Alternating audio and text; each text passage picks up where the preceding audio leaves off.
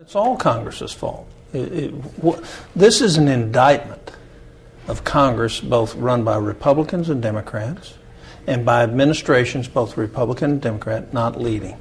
When you have multitude of duplicative programs that are wasting at least $100 billion, and Jonathan, this is just the first third of the discretionary programs. We've got 2/3 more to go, and we're seeing $100 billion here. Well, just extrapolate that. $300 billion a year times 10 years is $3 trillion. This confirms what every American already knew about the federal government. It's absolutely out of control. That it's done things from a political standpoint rather than what's in the best interest of the country. It's done things so members of Congress can look good at home, supposedly solving a problem, but never go back to see if it actually solved a problem.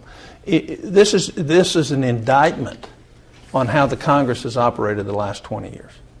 And I don't know how it operated before that, but we're doing the same things we did in 1996 in terms of programs, and we're failing to oversight programs. I mean, if you had an automobile and it needed its oil change, you wouldn't go get the oil changed 5 times every 5,000 miles or 3,000, depending on if you have a newer or an older one.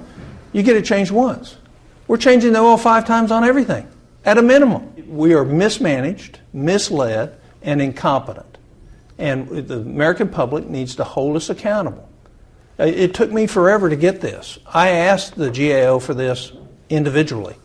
They said it's an impossible task. I asked the Congressional Research Service for this. They said it's an impossible task. So I put it in the last debt limit extension. Now by law they have to give it to us every year. So in the next 2 years we'll get the next third and the next third, which is going to show another $100 billion in each one of those. And then what we'll see is there any change the year after that? There's no room for error for our country now. We have to be about fixing our ship. And this shows you how bad the problem is. Well, it makes us look like jackasses. Well, what would you think? You're paying men and women to come to Congress to be good stewards of the money, and then you get a report out like this that says you're absolutely not good stewards of the money.